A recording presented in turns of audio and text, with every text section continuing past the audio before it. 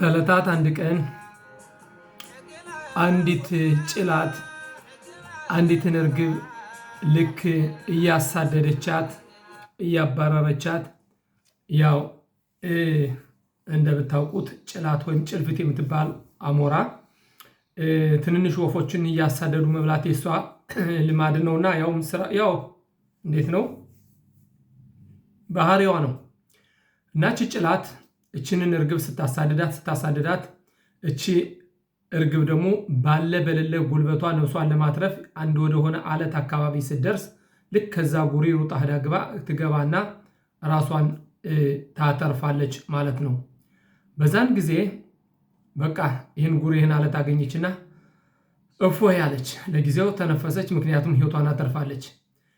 ከዛ በኋላ የችን ጭላት መሄዷን ስትመለከት ሰውነቷን ክንፏን ዘርጋ እያደረገች ዞር ስትል ከጉሬው በኋላ በኩል ደግሞ ምን አለ አባጅሬ እባብ ደግሞ ፈታ እንዴት ነው ሰውነቱን ያፍታታ አሩሃት ቦኬር ማነው የጠዋት ምግብ ማን ያመጣልኝ እያለ ሊጎርሳት እየተዘጋጀ ባለበት ጊዜ በዛን ጊዜ እንግዲህ እቺ እርግብ በላይ በሰማይ ጭላት እያሳደደቻት ነው ወይም ጭልፊት ከተጠጋችበት ጉሬ ደግሞ አጅሬ እባብ እየጠበቃት ነው ለቁርስ።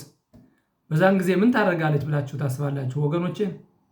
ምን ትላለች በዛን ጊዜ? አይኖቼን ወደ ተራሮች አነሳው፣ ረዳቴ ከወዴት ይምጣ? ረዳቴ ሰማይና ምድርን ከሰራ ከእግዚአብሔር ዘንድ ነው። እግርህን ለመናወጥ አይሰጠውም፣ የሚጠብቅህም አይተኛም። እነሆ እስራኤልን የሚጠብቅ አይተኛም አያንቀላፋም ይላል። ወገኖቼ ምሳሌ ናት። ሰላም ጤና ይስጥልኝ። እንደምን ውላችሁ አደራችሁ? እንደሰነበታችሁ? ውድ የኦሪት ክፍል ተከታታዮች በያላችሁበት ሰላማችሁ ይብዛ። ዕለቱ ዕለተ ረቡዕ ሲሆን እንደ ዕብራውያን ዘመን አቆጣጠር ኪስሌቭ የሚባለው የታምር ወር 12 ቀን ላይ 5786 ዓመት ዓለም ላይ እንገኛለን። ዛሬ ደግሞ የአምላክ ፍቃዱ ቢሆን ምንማረው ፓራሻት ቫይሽላህ የሚለውን የኦሪት ክፍል ነው። ገባ እያላችሁ ለምታነቡ ወገኖቼ ወንድሞቼ ኦሪት ዘፍጥረት ምዕራፍ 32 ቁጥር 4 ጀምረን እስከ ምዕራፍ 36 ቁጥር 43 ድረስ ተነቦ ይጨረሳል። አፍታራ እያልነን አጣቃሽ የምናነበው ትንቢተ አብድዩ አንድ ምዕራፍ ያለው ያው ስለ ኤሳው ወይም ስለ ኤዶም የሚኮንን ነው። አብድዩ ይባላል ማለት ነው። መጀመሪያ ላይ ምሳሌ አድርጌ እንዳቀረብኩት እንደምናውቁት እንደምታስታውሱት ያዕቆብ አባታችን ባለፈው ሳምንት ከወንድሙ ሸሽቶ ወደ ሌላ ሀገር ስደት ሄደ በእናቱና በአባቱ ምክር። ይሁን እንጂ ወንድምየው ግን አባቱን ላለማሳዘን ይስሐቅን ላለማሳዘን ስለፈለገ በጊዜው ባይገድለውም ልጁን ኤሌፓዝ የተባለውን ልኮ ግን እኔ ባልገድለውም አባቴ እንዳያዘን አንተ ግን ግደለው ብሎ ሰደደው። በዛን ጊዜ ያሳደደና ኤሌፓዝ የተባለው የኤሳው ልጅ ደረሰበት። በዛን ጊዜ ያዕቆብ አባታችን ምንድነው ያለ? ይኸውልህ ወንድሜ ያሳደገህን ሚታን ከምታሳዝን ንብረቱን የተነጠቀ ሰው ከሞተ ይቆጠራል። ስለዚህ እናቴና አባቴ ለማጫ ሚስት ለማጭበት ብለው ለማጫ ብለው የሰጡኝን ብርና ወርቅ ያዝና ሂድ ከገደልከኝ ይቆጠራል በማለት የዛን ጊዜ ኤሊፓዝ ንብረቱን ሁሉ ዘርፎ እንደሄደና ያዕቆብ አባታችን ሐራን ደርሶ ራሔልን ሲያገኝ እንዴት ነው አለቀሰ። መጀመሪያ በጎችን አጠጣላትና ከዛም በኋላ ከሳማት በኋላ አለቀሰ። ምንድነው ትዝ ያለው? ለምንድነው ያስለቀሰው? ሁለተኛ ሚስጥር አለው። ይሁን እንጂ መቼም እንደጠራው ምንድነው ያስለቀሰው ሲሉ ሊቃውንቶቻችን የሚታይ ባሪያ የአብርሃም አገልጋይ ኤሌዘር 10 ግመሎችን ጭኖ ወደ አጭተኛ ሲሄድ 10 ግመሎችን ጭኖ ወርቅና የተለያዩ ብሮችን ይዞ ነው እናቴን ርብቃን ያጨ። ይሄ ደግሞ ወደ አጭተኛ ስመጣ ሚስት ለማግባት ስመጣ 5 ሳንቲም እንኳን የምሰጠው ላገኘኋት ለጮኛዬ 5 ሳንቲም እንኳን የምሰጠው የለኝም በማለት በማዘን ከሳማት በኋላ እንዳለቀሰና ከዛም ላባን እንደተረከበው ከላባንም ምንድን ያለው ወንድሜ ነህ ስጋዬ ነህ በነፃ ላስገለግልህ ደሞዝህ ምንድን ነው ብለው ሲለው በዚች በራሔል በትንሽቱ ልጅህ ለ7 ዓመት ላገልግልህ። ተመልከቱ እንግዲህ አጭበርባሪ ነው። ላባን አረሚ ማለት ራማይ እንደምትሉት በዕብሪት ራማይ ማለት ቀጣፊ ማለት ነው። እንግዲህ ያዕቆብ አባታችን ከኢሳብ ሸሽቶ ተማን ደረሰ? እንግዲህ እንዴት ነው? ከጭላት ሸሽቶ ከማን ደረሰ? ከእባብ። ይሄ እባብ ደግሞ 7 ዓመት ካስገዛው በኋላ ምንድን ያደረገ ያገለገላትን ለራሔል ለሚወዳት ሳይሆን ሌላይቱንን ሊያን ትልቂቱን እህቲቱን ዳረው። ከዛም በኋላ እንግዲህ ሁለተኛ 14 ዓመት አገልግሎ ራሔልንም አግብቶ የ12 ልጆች አባት እንደሆነ ያዕቆብ አባታችን ያሳየናል። ይሁን እንጂ ከዚህ ደረጃ ለመድረስ ስንት መከራ ነው ያለፈ፣ ስንት ስቃዮችን ነው ያለፈ። የብቻ አልበቃውም። በቃ ከእንግዲህ 14 ዓመት አገለገልሁ እኔ ደግሞ አሁን ለልጆቼ ደግሞ መስራት አለብኝ ብሎ ሲለው ምንድን ያለው? በአንተ ሀብትን እንዳገኘሁኝ አንተ ከመጣህ ወዲህ ከብቶች በጎች እንደረቡ አግኝቻለሁ። ስለዚህ ባትለየኝ ነው አትለየኝ አትሄድብኝ በማለት እንዳስቀረውና መጨረሻ ጊዜም ሊሰደው እንዳልፈለገ ፈጣሪ አምላክ ግን በቃ ተመለስ ወደ አባት ሀገር ተመለስ ብሎ ሲለው ልጆቹን ከብቶቹን እንግዲህ በዛን ጊዜ ከብቶቹን 10 ሞኒም ይላል። 10 ሞኒም ማለት ሀዛን ሊቃውንቶች እንደሚሉትኝ 100 ጊዜ ቀየረበት ደሞዙን። ተመልከቱ። ጥቁሪቱ ናት ይለዋል። ጥቁሮች ሲረቡ አይ ጥቁሪቱ አለችም ነጭቱ ናት ይለዋል። ነጮች ሲረቡ ቀይቱ ናት ይለዋል። እንዲህ ያደረገ 100 ጊዜ ቀየረበት። ከዛም በኋላ ያ ሁሉ አልፎን ሲል ፈጣሪ አምላክ ተመለስ ሲለው ሲመለስ ያዕቆብ አባታችን 7 ቀን የተጓዘውን መንገድ ይሄ ላባን የተባለ አረመኔ በአንድ ቀን ደረሰበት። ተመልከቱ እንግዲህ ጊላድ ከሚባለው ቦታ ላይ ባለፈው ሳምንት መጨረሻ እንዳየነው በአንድ ቀን ደረሰበትና ግን ፈጣሪ አምላክ ግን ምንድን ያለው ያዕቆብን ባሪያዬን ከጥሩ ሚቶበራ ወይም ደግሞ ከጥሩም ሆነ መጥፎ እንድትናገረው አልፈቅድልህም፣ ስለዚህ ምንም ነገር እንዳትናገረው በማለት ሲለው ከደረሰ በኋላ ምንድን ያለ ጥሩ ሰው መስሎ ምን አድርጌህ ነው? ለምንድን ነው እንደተዘረፉ ወይም እንደተማረኩ ልጆችን ይዛቸው የመጣኸው? በከበሮ በእምቢልታ እየጨፈርኩኝ እየዘፈንኩኝ ምን ብልክ ኑሬ ልጆችንስ ብስማቸው ለምንድን ነው እንደተጠለፉ እንዲያርገ ይዛቸው የመጣ? ምንድን ነው ያለ ያዕቆብ አባታችን? እንደምትቀማኝ ስለማውቅ። ምክንያቱም ያውቀዋል 10 ሞኒም 100 ጊዜ ደሞዜን ቀይረሃል፣ 2 ጊዜ 14 ዓመት አገልግቼ ሚስቴን ቀይረሃል። ስለዚህ ልሂድ ብዬ ብልህ በመሰላም እንደማትለቀኝ ያውቃለሁ። በዚህ መልኩ እንግዲህ ያዕቆብ አባታችን ሲመጣ ከወንድሙ ሸሽቶ መጠጊያ ፈልጎ ካጎቱ ሲሄድ አጎቱ ደግሞ ከዛ የበለጠ እባብና አረመኔ። ይሁን እንጂ ያዕቆብ አባታችን ግን ይህን ሁሉ መሰናክል ሁሉ ፈተና አልፎ እንደገና ወደ አገሩ እንደተመለሰና ወደ ጊላድ እንደደረሰ ያሳየናል። ከዛም በኋላ ነው እንግዲህ ደግሞ ሌላው ፈተና ደግሞ ለያዕቆብ አባታችን የሚጠብቀው ምንድን ነው ቢባል በመጀመሪያ ደረጃ ይህን ላባን አረሚን ከላከና ከሰደደ በኋላ መላእክታኖችን አገኘ። እንግዲህ መሐናይም ማለት ዛሬ አሁን መጨረሻ ላይ ባለፈው ሳምንት ያበቃ ነው። መሐናይም ማለት የመላእክታኖቹ መሰባሰቢያ ነው። አራም ናሃራይም የሚባለው ከሶሪያና የእስራኤል ሀገር መላእክቶች የሚሰባሰቡበት ወይም የሚገናኙበት መላእክት ነው። እንግዲህ በዛን ጊዜ እንግዲህ ራሺ እንደሚያሳየው ዛሬ ሳምንት እንዳየነው መላእክታኖችን ነው እንግዲህ ከወንድሙ ለኢሳብ የላከ። ለምንድን ነው የላከው? ይህንን ይቅርታን ለማግኘት ከ20 ዓመት በኋላ ከ20 ዓመት ስደት ከ20 ዓመት መከራና ስቃይ በኋላ ከያዕቆብ ከወንድሙ ከኢሳብ ይቅርታን ለማግኘት እንደምናየው በዝርዝሩ 550 በጎችን ከብቶችን ይህ ሁሉ ልኮ ይቅርታን ለማግኘት። ይሁን እንጂ መላእክታኖች ግን ተመልሰው ምንድን ያሉት? መጥተው ኢሳብን ወንድምህን አግኝተነው ነበር፣ እሱ ግን 400 ወታደሮችን ይዞ ወደ አንተ ይመጣል። በዛን ጊዜ ያዕቆብ አባታችን በጣም ፈራ። ባለፉት ዓመታት ተምረነዋል። ይሁን እንጂ እንደተራው ከዚህ ላይ ሲገናኙ የሚያሳየን ኢሳብ መጥፎ ሰው አይመስልም። እንደ መጥፎ ሰው አይደለም። መጣ፣ ሮጦ መጦ አቀፈው። እነዚህ ደግሞ የማን ናቸው? ከዛም በኋላም ከሳመው አቅፎ ከሳመው በኋላ ከወታደሮች ልተውልህ እንሂድ ባንድ ላይ። ከሁኔታው ስናይ ኢሳብ መጥፎ ሰው አይመስልም። እንዴት ነው ስንል ወደ ውስጥ እንድንገባ ትንሽ እያሳየናን ማለት ነው። በአማርኛ ላመጣው አቅርቤ ነበር። አማርኛው ብዙ ስህተቶች ስላሉት ቀጥታ ምንም እንኳን ጊዜ ቢፈጅ መተርጎሙን መተንተኑ ጊዜ ቢፈጅም በዕብሪቱ መማር ይመረጣል። ምክንያቱም የብሬታችን ስፋት ኮደሽ ወይም ደግሞ በቅዱስ ቋንቋችን መማሩ ወሳኝ ነው። በአማርኛው እኔ አሁን እየተረዳሁት እንደተመጣሁት ብዙ ስህተቶች አሉበት እና እንግዲህ በአጠቃላይ ከያዕቆብ አባታችን ወደ ሳምንቱ የወርድ ክፍል ከመግባታችን በፊት የምንማረው ምግባር ምንድን ነው?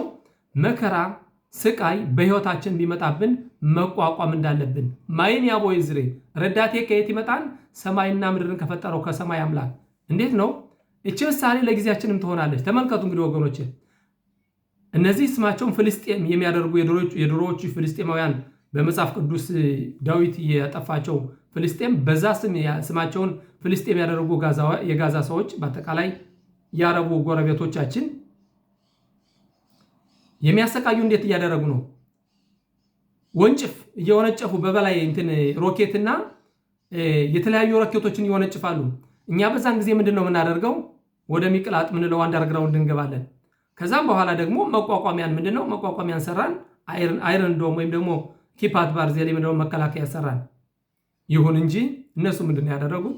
ያልሰራ ሲል ደግሞ ምድር ቆፍረው በምድር ጉድጓድ አድርገው መጡና ባለፉት 2 ዓመት እኔ መሰለ መከራ ደረሱብን። ይህ የሚያሳየው ምንድነው? እቺ ርግብ ምንድነው? ከጭላት አመልጣ ሄዳ ወደ ጉሬ ገባች። ከጉሬ ስትገባ ደግሞ የጠበቃት ማን ነው? እባብ ነው። እኛ ደግሞ መከላከያ ያገኘን አይርዶም አለን በላይ በሰማይ እንደገና አንደርግራውንድ አለን መደበቂያ። ይሁን እንጂ ከዚህ በኋላ ማንም አይነካንም። ይሁን እንጂ በምድር ላይ ሲመጡብንሳ ወዴት ነው አይናችን ማቅናት ያለብን? ወደ ሰማይ አምላክ። ማይን ያቦይ ዝሬ ረዳቴ ከየት ይመጣል? ረዳቴ ሰማይና ምድርን ከፈጠረ ከእግዚአብሔር ነው ሲል ያሳየናል ማለት ነው። እና እንግዲህ በአጠቃላይ የሚያሳየን የሳምንቱ የወርድ ክፍል ደግሞ አባታችን ያዕቆብ ወንድሙን ይስሐቅን ለመማፀን ወይም ደግሞ በጎነትን ለማግኘት እንደምናየው 550 በዩሊ ሾር በሐሞር ይላል። ወደ ቤቱ ሾር በሐሞር ማለት ያዕቆብ አባታችን ከ20 ዓመት ስደት በኋላ መመለስ የፈለገው ዮሴፍ ከተወለደ በኋላ ነው። እንደው ዮሴፍ ሾር ዮሴፍ የሚያሳየን እንግዲህ ሾር መምህራችን ሙሴ ዮሴፍን ሲባረከው ሾር አዳርሎ ማለት ልክ ዮሴፍ እንደ በሬ የሚዋጋ ወይም ደግሞ ኃይል ያለው የይስሐቅን ኃይል መቋቋም ይችል የዮሴፍ ዘር ብቻ ነው። እንግዲህ በመጨረሻው በሐሬታ ያሚም 2 መሲሆች ወይም ደግሞ 2 ነገስታቶች ናቸው የሚመጡ ከዮሴፍ ዘርና ከዳዊት ዘር ማለት ነው። እና ስለዚህ እሱ ከተወለደለት በኋላ ነው እንግዲህ ያዕቆብ አባታችን ወደዚህ መመለስ የፈለገው። ለምን ቢባል ይስሐቅን ሊቋቋመው የሚችለው የዮሴፍ ዘር ብቻ ነው። እንደገና ደግሞ የእስማኤልን ዘር ሊቋቋም የሚችለው ደግሞ ሐሞር ጋሬም እንዴት ነው? ይሳኻር ሐሞር ጋሬም። እነዚህ እንግዲህ በየሊ ሾር በሐሞር ነው የሚለው። እንደተራው በሬና አህያ አለኝ። በሬና አህያ ኖረው አልኖረው ለይስሐቅ ምን አገባው? ይስሐቅ ሀብታም ነው። ይሄ አይደለም ዋናው ሚስጥሩ። ግን ባትዋጋኝ ነው የሚሻልህ። ምክንያቱም አንተን የሚቋቋምህ ሾር እንግዲህ ይስሐቅ ልክ እንደ በሬ ነው። ኃይሉ እንደ በሬ ነው። 10 ቀንድ ያላት እንደሚለው ዳንኤል ይስሐቅን ሊቋቋም የሚችለው ዮሴፍ ጻድቅ ብቻ ነው ማለት ነው። ዮሴፍ ከተወለደ በኋላ ነው እንግዲህ ለመመለስ የፈለገው ማለት ነው። እና ከዚህ ላይ መጀመሪያ ስናደ ሳምንቱ የወርድ ክፍል וישלח ያዕቆብ መላኺም ለፋናብ ኤል ኤሳው አኺብ አርጻ ሰይር ስዴ ኤዶም ይላል። እንግዲህ ያዕቆብ አባታችን መላእክታኖችን እዚህ ላይ አሁን ራችን እንደሚያሳየን መላኺም ማማሽ ማለት መላእክታኖችን ለምልክተኛ አድርጎ ላከ ይላል። ከዛም በኋላ ደግሞ እነሱ ግን ተመልሰው የሚሉት ምንድነው? ሄደን ነበር ከወንድም ሄደን ነበር፣ እሱ ግን 400 ወታደሮችን ይዞ ወደ አንተ ይመጣል። በዛን ጊዜ ያዕቆብ አባታችን በጣም ፈራና ያደረገው ምንድነው? 3 ነገሮችን ነው። እንዴት ነው የሚሉትኝ? ምኒሃ ትፊላ በአኻና ለመልካማ ወይም ደግሞ እንዴት ነው ወደ አማርኛ? ምኒሃ ማለት በመጀመሪያ በስጦታ መደለል፣ ከዛም በኋላ ደግሞ መዘጋጀት ለጦርነት፣ ከዛም ጸሎትን ማድረስ። በእነዚህ በሶስቶቹ ሊጋፈጠው ተዘጋጅቶ ነበር ይላል። እንግዲህ ምኒሃ ማለት ስጦታዎችን እነዚህን 550 እንስሳዎችን 200 በግ 200 ፍየል እንደዚህ እያለ እንደሚለው። ይሁን እንጂ አሁን ከዚህ ላይ እኛ ሁላችንም ማየት የምንፈልገው ወደ ምዕራፍ 32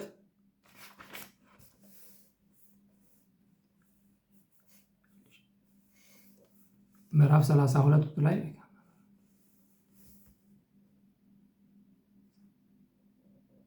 አሁን እሱ ለጊዜው አላገኘሁትም። የሚያሳየው ከዚህ ላይ እንዴት ነው? አሁን በአጠቃላይ ይህን ሁሉ ከላከ በኋላ ይህን ሁሉ ነገር እነዚህን ሶስት ነገሮችን ያዕቆብ አባታችን ለእነዚህ ሶስት ነገሮች ከተዘጋጀ በኋላ ይሳብን ነበር እንትን ያለ። በዛን ጊዜ ግን ይሳብ ከመምጣቱ በፊት የይሳብ መላእክት እንግዲህ ሳሮሸል ይሳብ ባለፉት ዓመት ተምረነዋል፣ ሲፋተረው እንዳደረ በያቦቅ ወንዝ ዳር ያሳየናል። እንግዲህ የኛ ጦርነታችን ሁለት ነገሮች ናቸው፣ የስጋና የመንፈስ ማለት ነው።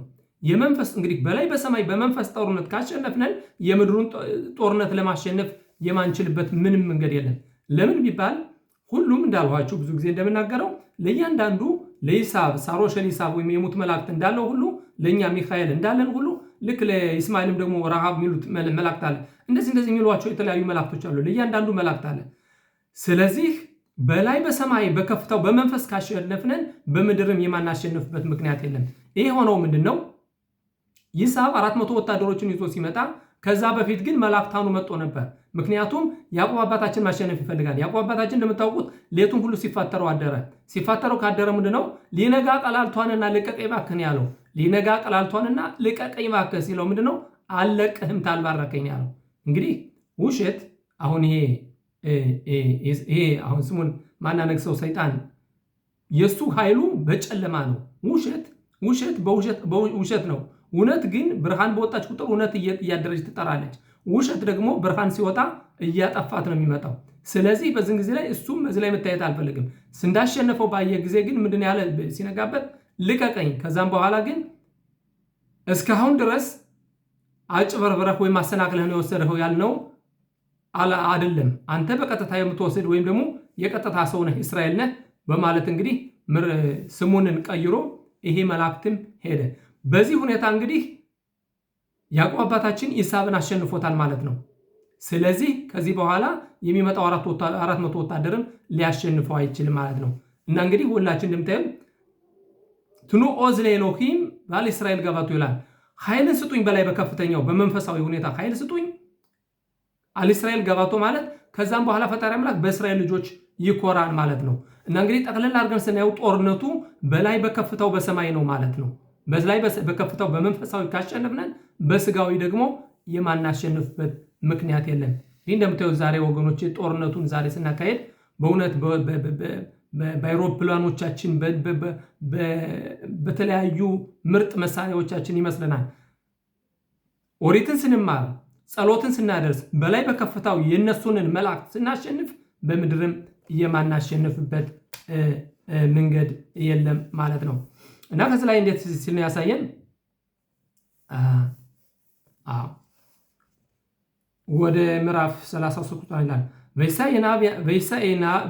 ወይሳ ያዕቆብ ና በያር ኢኔ ኤሳው ባ ኢሞ 400 ኢሽ ויחץ את ילדים על לאה ועל רחל ועל שתי שפחות וישם את השפחות ואת ילדיהן ראשונה ואת לאה ואת ילדיה אחרונים ואת רחל ואת יוסף אחרונים והוא עבר לפניהם והשתחו ארצה 7 פעמים עד גשתו עד אחים ይላል። እንግዲህ ይሄንን መልአክ አሸንፎ ይሄንን መልአክ የሱን የይሳብ መልአክ አሸንፎ ካበቃ በኋላ ሳይ ደግሞ ይሳብ ወንድሙ ደግሞ 400 ወታደሮችን ይዞ መጣ። በዛን ጊዜ ቤተሰቦቹን ከ3 ከፈለና እሱ ወደፊት ሄዶ 3 ጊዜ ማነው 7 ጊዜ እየሰገደ እንደቀረበው ያሳያል። ከዚህ ላይ የሚያሳዩን ነው። ባለፈው ዓመትም ጠይቀናል። ለምንድን ነው ያዕቆብ ይሄን ፈሪ ነው እንዴ? መላእክታን አሉት። መላእክታንን ያሸነፈ እንዴት ለሰው ልጅ እንደገና እንዴት ለወንድሙ ይሄን ያህል ይፈራል ብለን ስንል ሐሎም ሱላም ያዕቆብ በመሰላሉ እንዳየው 4 ነገስታቶች ይመጣሉ። ከነዚህ 4ቱ ነገስታቶች አራተኛይቱ ነገስት 10 ቀንድ ያላት የይሳብ ነገስት ነው። የይሳብ ነገስት ደግሞ እንደወጣ በቀረበት ጊዜ በዛን ጊዜ በጣም ፈራና ደነገጠ። ምክንያቱም ለብዙ ጊዜኛ የእስራኤል ልጆች ለስደት በእነሱ ውስጥ በስደት እንደምንቀመጥ ባየ ጊዜ በጣም ይፈራል። ስለዚህ እንግዲህ ይሄ የመንፈስ ጉዳይ ነው። ከላይ በሰማይ መጀመሪያ በዚህ በምድር ዓለም ለይሳብ ብዙ ጊዜ እንደተሰጠው ባየና እኛም ለሱ በስሩ ሆነን እንደምንገዛ ስላየ ስለዛ ነው እየሰገደለት ይላል። ከዛም በኋላ ከተገናኙ በኋላ እንግዲህ ከሰገደለትና ከተገናኙ በኋላ ועבר לפניהם ואשתהו ארצה 7 פעמים עד גשתו עד אחיו. וירוץ עשיו לקראתו ויחבקהו ויפול על צווארו וישከሁ ויבኩ። ይሳብ እንግዲህ 400 ወታደር ይዞ ይመጣል ሊዋጋው ነው። ይሁን እንጂ ልክ እየሮጠ መጥቶ ጠምጥሞ ካቀፈው በኋላ ከተሳሳሙ በኋላ አለቀሰ ይላል። ታዲያ ከዚህ ላይ አሁን ምናየው ይሳብ መጥፎ ነው? እንደ ተራው መጥፎ አይደለም። ታዲያ እንዴት እያደረግነው ሊቃውንቶቻችን ምድራሽ ይሳብ ከያዱዋስ ይሳብ ሶኔል ያዕቆብ እንደሚታወቀው አላሃ ይሳብ ያዕቆብን ይጠላዋል የሚባለው። ከዚህ ላይ ግን የምናየው ምንድን ነው? 20 ዓመት የተለየውን ወንድሙን ሩጦ መጥቶ አቀፈው፣ ሳመው፣ አለቀሰ።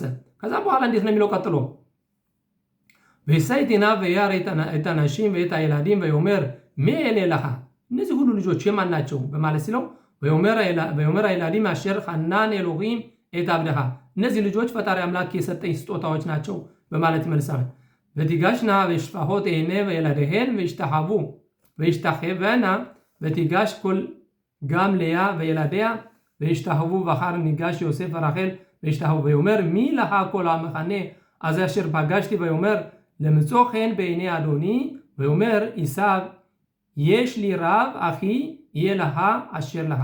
እንግዲህ ይህ በመንገድ ላይ ያገኘሁት ሁሉ በሶስት እንትን አድርገህና በግና ከብት የሰደድከው እሳ የማን ነው ብሎ ሲጠይቀው ምንድነው ያለው?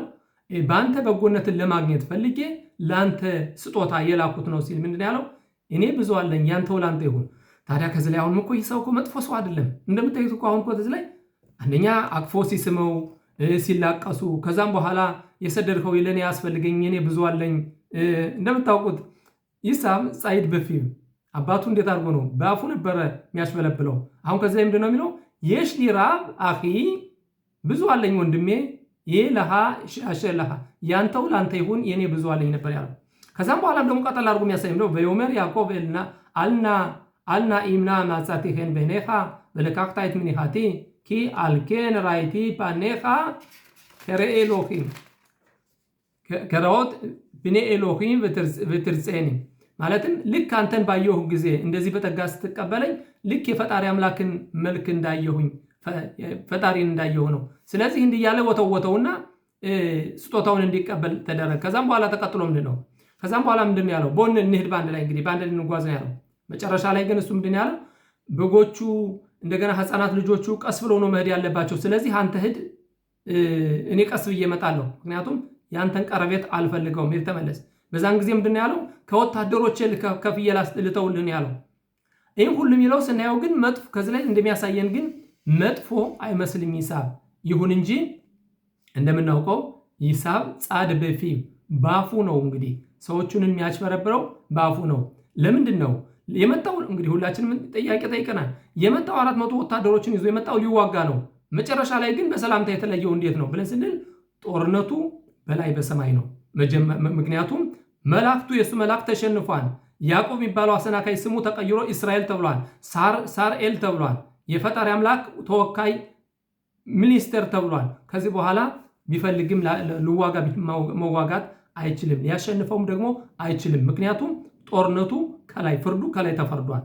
ስለዚህ አሁን እኛ ሁልጊዜ ኃይላችን በወሬታችን ነው፣ ኃይላችን በጸሎታችን ነው፣ ኃይላችን በትምህርታችን ነው ስንል ዝም ብለን ከምድር ተነስተን አይደለም። ወሬት የምታስተምረን በመንፈሳዊ ሁኔታ ጠላቶቻችን በላይ በሰማይ ካሸነፍነ፣ በዚህ በምድር ግን ልፍስፍሶች ነው የሚሆኑት፣ ልክ እንደ ይሳብ ማለት ነው።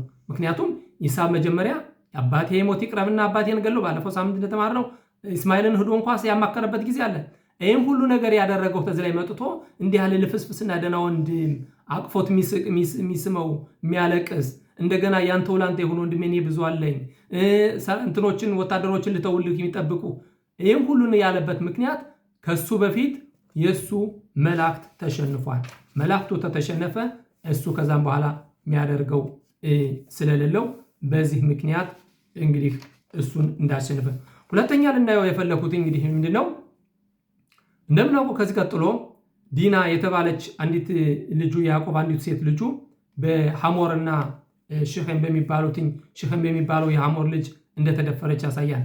ይህ የሆነው ምንድነው ሲሉ ሊቃውንቶቻችን ወይም ራሽ ገዘ ላይ እንደሚያሳየን ያዕቆብ አባታችን ከይሳብ ፈራ፣ ግን ፈጣሪ አምላክ ከዛ ዳ ነው። ይሁን እንጂ አንድ የገባው ቃል ኪዳን ነበር። ባለፈው በይስሐቅ ሲሄድ ምንድነው ያለ በህልሙ ላይ አምላኬ ሆይ የምበላውን ዳቦ የምለብሰውን ልብስ ብሰጠኝ ካለኝ ንብረት ሁሉ ከ10 እጅ አንድ እጅ እሰጣለሁ። ይሄ ቦታ ህልም ያየውበት ቦታም የእግዚአብሔር ቤት ተብሎ ይጠራል ብሎ ነበር ያለው። ይሁን እንጂ 1 ዓመት ተኩል ሲቀመጥ ይህንን ስለት ባለመስጠቱ እቺ አንዲቱ ልጁ እንደተነወረችበት ያሳየናል።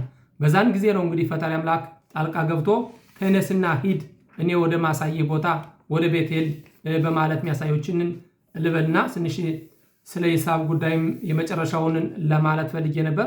እንደምታውቁት ጊዜው ሯጭ ነው። ከዚህ ላይ እንዲህ ሲል ያሳየናል። ምዕራፍ 35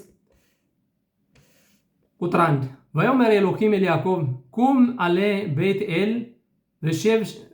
ושב שם ועשה שם מזבח לאל הנראה אליך በቦርከካ መፕኔ ሂሳብ አኺካ ምንድን ነው የሚለው? ተነሳና ወደ ቤቴል ውጣ። ከሂሳብ አመልጠህ ልብሮህ ማለት ከሂሳብ አመልጠህ በሄድክ ጊዜ ወደ ተሳልክባት ቦታ ወደዛች ቦታ ውጣ። እንዴት ነው የሚለው? ከዚህ ላይ ወዮሜር ኤሎሂም ኤል ያዕቆብ ኩም አለ ቤት ኤል። ቤት ማለት የእግዚአብሔር ቤት ማለት ነው፣ ወይም አምላክ ቤት። በሽብ ሻም ተዛ ተቀመጥ። ዋሴ ሻም ሚዝቢያህ ለኤል አኒራ ኤሌሃ በቦርከካ መፕኔ ሂሳብ። ተዛ ላይ ሚዝቢያህ አድርግና የገባኸውን ቃል ኪዳን አድርግ። ይህ መከራ የደረሰብህ አንዲቱ ልጅቱ የተነወረችብህ የገባህልኝን ቃል ኪዳን እስራኤል ሀገር ከገባህ 1 ዓመት ተኩል ቢሆንህም ቤትን ሰርተህ ንብረትን ይዘህ በሼኬም ተመቀመጥ ቃል ኪዳንህን ማድረግ መፈጸም ነበረብህ። ስለዚህ ይህ መከራ ደረሰብህ በማለት እንደላከው ያሳያል። ወዮሜር ያዕቆብ ኤል ቤቶ ואל כל אשר עמו הסירו את אלוהי הנכר אשר בתוככם ויטהרו והחליפו סמלותיהם ונקומה ונעלה בית אל ואעשה שם מזבח לאל העונה אותי ביום צרתי ויהי עמדי בדרך אשר הלכתי። ልጆችን ምንድን ያላቸው? ኤሎሄ ነካር ማለት እንደምታውቁት ራሄል የአባቷን ትራፍ የሚባል ባል እንትን የባዳ ምልኮት ይዛ መጣ ነበር። ከውስጣችሁ ያለ ነገር አስወግዱ። ሼኬምና ሐሙንን ለመግደል በሄዳችሁ ጊዜ ማርካችሁ ያመጣችሁት ኤሎሄ ነካር ማለት የባዳ ምልኮት እንዳለ አስወግዱ። ምክንያቱም ወደ ፈጣሪ አምላክ ልንወጣ ነው ወደ ቤቴል፣ ከዛ መደን ቁርባን ልናቀርብ ነውና በቸገረ ጊዜ እንዴት ነው የሚለው? ወሴሻ ሚዝቢያህ ተዛ ላይ ሚዝቢያህ እናደርጋለን። ሌላ ኦኔኦቲ በዮም ጻራቲ ለፈጣሪ አምላክ በጨነቀኝ ጊዜ ስጠራው ለሰማኝ አምላክ ቁርባንን ልናቀርብንና ከዝ ንጹህ ከባዳ መልኮት እንዳለ ባዳ መልኮት ያመልካሉ ማለት ሳይሆን የተለያዩ ነገሮች ወይም ደግሞ ልብሶች የማይፈልጉ ካሏችሁ እነዚህን አስወግዱ እንዳለና በይቴን ኤል ያዕቆብ את כל אלוהי הניכר אשר בידם ואת הנזמים אשר באוזניהם ויטמון אותם יעקב תחת האלה אשר עם שכם ויסעו ויהי היתת אלוהים על הערים אשר סביבותיהם ולא רדפו אחרי בני יעקב። እንግዲህ የልጆቹን የጆሮ ጉትቻ ምናምን የተለየ ልብስ አጠቃላይ የአሕዛቦችን ከዛ ከሼምና ከአሞር የማረኩትን ሁሉ ቀብሮ ሲያበቃ ንጹህ ሆነው ወደ ቤቴል እንደወጡና እንግዲህ ከዛም ደግሞ እነዛ ያው እንዲያርገው ሽሞንና ሌቪ እንዲያርገው የገደሏቸውን እህታቸውን ስለደፈረች የገደሏቸው እነዛ ህዝቦችን ሳይከተሏቸው እንደቀሩና ወደ ቤቴል እንደወጡና ቁርባን እንዳቀረቡ ያሳያል። እና ተዝለ የሚያሳየን ምንድነው? ፈጣሪ አምላክ ምንድነው የሚለው? እንግዲህ ሁላችንም ቃል ስንገባ ካፋችን የወጣ ነገር ሁሉ መፈጸም አለበት። የምንማረው ምንድነው? ከያዕቆብ አባታችን ነው። ያዕቆብ አባታችን በዛን ጊዜ በጨነቀ ጊዜ የጠራህ ጊዜ ከ10 እጅ አንድ እጅ እሰጣለሁ የፈጣሪ አምላክን ቦታ ሚዝቢያ አድርጌ የቦታውን አቆማለሁ ያልኸውን ዘግይተሃን አሁንም ፍጠን፣ በዚህ ምክንያት ነው ይሄ መከራ የደረሰብህ በማለት ወደዛ እንደላከውና ወደ ቤቴልም እንደገባ ያሳየናል። ቀጠል አድርጎም ወያር ኤሎሂም ወደ ቁጥር 9 ወያር ኤሎሂም ኤል ያዕቆብ ኦድ በቦ በፓዳን አራም ወይባረክ ወጥቶ ወዮመር ሎ ኤሎሂም ሽምሃ ወዮመር ሎ ኤሎሂም ሽምሃ ያዕቆብ ሎ ይካሬ ሽምሃ ኦድ ያዕቆብ ኪ ኢም ኢስራኤል ይሄ ሽምሃ በክራ እት ሽሞ ኢስራኤል። መጀመሪያ የኢሳብ መልአክ ሲቸነፍ ስሙን እስራኤል አለው። ከዛ ላይ ፈጣሪ አምላክ መጥቶ ደግሞ ፊርማውን አስቀመጠበት።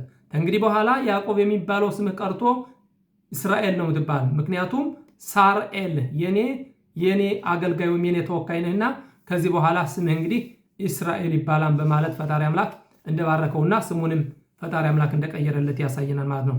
ወዮመር ሎ ኤሎሂም አኒ ኤልሻዳይ ፍሬ ኡርቤ ጎይ ኡካሃል ጎይም ይሄ ምምኻ ወመላኺም መሐላጽኻ ይጹ። እንግዲህ እኔ ኤልሻዳይ ነኝ ማለት እኔ ፈጣሪ አምላክህ ነኝ፣ እኔ አምላክህ ነኝ፣ ብዛ ተባዛ። ከካሃል ጎይም ደግሞ ብዙ ህዝብ ብዙ አሕዛብ ጎይ ማለት እንግዲህ ህዝብ ማለት ነው። ብዙ አሕዛብ ይወጣሉ ካንተ። መላኺ መሐላጽኻ ይጹ ካንተ መላኮች ማለትን መላኺ ማለት በአማርኛ ነገስታቶች ካንተ ይወጣሉ ማለትም ካንተ ብዙ ነገስታቶች ይወጣሉ። እንደ ምድር አሸዋ ትበዛለህ፣ ልክ እንደ ማንኛውም እንደ አሕዛብ ሁሉ ትበዛለህ፣ ነገስታቶችም ካንተ ይወጣሉ በማለት ቤት ሃሬስ አሸር ነታቲ ለአብርሃም ወለይስሐቅ ለሃይቴኔና ወለዛሬኻ አኻሬኻ ኤቴኔ ተአሬጽ ባል ወይአል ማል አለ ወይአል מעליו אלוהים במקום אשר דיבר איתו ויצב יעקב מצבה במקום אשר דיבר איתו מצבת אבן ויסך עליה נסך ויסג עליה שמן ויקרא יעקב את שם המקום אשר דיבר איתו שם אלוהים בית אל። እንግዲህ የእግዚአብሔር ወይም ደግሞ የአምላክ ቤት ብሎ ያችንን ቦታ ጠራ፣ ሚዝባሁን አቀረበ።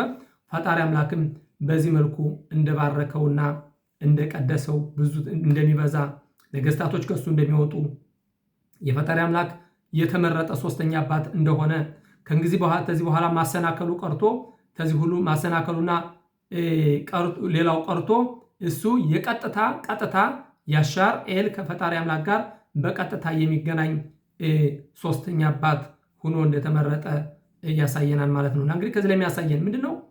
ሁልጊዜም መከራ ፈተና ሲመጣብን ፈተናችን ምን ወጣው ወደ አንደርግራውንድ እየገባን ወይም ደግሞ ኪፓት ባር ዘዘልተን በላይ ይከላከለናል ሳይሆን በዚህም እንደርግቢቱ በላይ በሰማይም መከራ ሲመጣ በታች ምድር ቆፍሮ ሲመጡብን ማይን ያቦይ ዝሬ ረዳቴ ከየት ይመጣል? እንግዲህ ይህን መዝሙር ዳዊት 121ን የዳዊት እንበለው እንጂ ያዕቆብ አባታችን ነው የጻፈው ይላሉ። እንዲሁም አረቢት የሚባለውን የጸሎት ስነ ስርዓት ማለት ነው። እና ከዚህ ላይ አባት ያበጀው ለልጅ ባጀው እንደሚባለው አባቶቻችን ያስተማሩን ምንድነው? መከራ ሲመጣ ጭንቅ ሲመጣብን ወደ ፈጣሪ አምላክ ወደ ከፍታው አምላክ ስንጮህ ጦርነቱ በላይ በሰማይ ነው የሚከናወነው። እኛ በምድር ደግሞ የቀረውን ነው ምናስተካከል።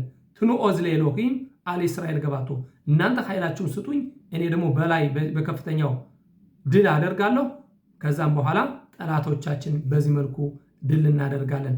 ስለ ኢሳብ ዘርና አጠቃላይ ኢሳብ እንዴት ኤዶም ሆነ ለሚለው ብዙ ትምህርት ነበረ፣ ግን ይረዝማን ደግሞ ከሆነ ደግሞ በሚቀጥለው ሳምንት ሰኞ ላይ ደግሞ ስለ ኤዶም ማንነት እንዴ ኤዶም ማለት ሮም ማለት ኤዶም እንዴት ሊሆን ቻለ የሚለውን በዚህ በኩል አንድ ትምህርት እንሰጣለን። በዚህ ቃል ለዛሬው ሰላም ሁኑ ወገኖቼ፣ ሰላም የሰፈነበት ሰንበት ይሁንላችሁ ይሁንልን። እንዴት ነው የሚለው ወደ መጨረሻው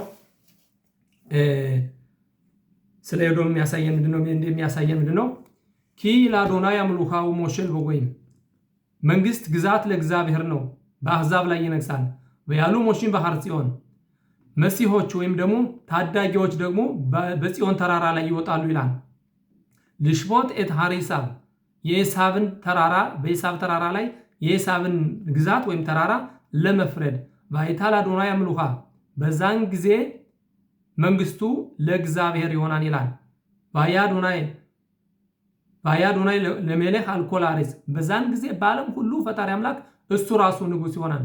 በዮማዊ ያዶናይ ኻድ ኡሽሙኻን በዛን ጊዜ እግዚአብሔር አምላክ አንድ ስሙም አንድ ይሆናል። ይህም የሆነው ግን መሲሐችን መጥቶ በኢሳብ ተራራ ላይ ሲወጣና በኢሳብ ላይ ሲፈርድ ከፍ ሮሚ ማለት እንግዲህ ሮም ማለት ነው፣ ከፍ ያለ ማለት ነው።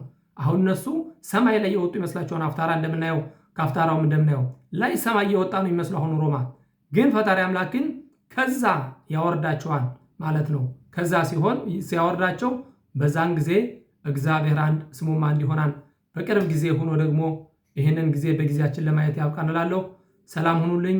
አስተያየታችሁ ለማይለየኝ እንዲሁም ጥያቄዎችን እየጠየቃችሁ ብዙ ትምህርቶች እንድናገኝ ለምትረዱኝ ለምትተባበሩኝ በጣም አከብራችኋለሁ። በአንድ ላይ ሆነን ስንማር ብዙ ነገሮችን እንቀስማለን። ሰላም ሁኑልኝ። ዛሬም እንደወትሮ አበዛሁት፣ ግን ኦሪት መቼም አትጠገብምና እየከፋፈልን ቢሆን መከታተል እንችላለን፣ በፕካክ በመንገድ ላይ ስንሆን ማለት ነው። ሰላም ሁኑልኝ። በድጋሚ ሰላም ሰንበት ሰላም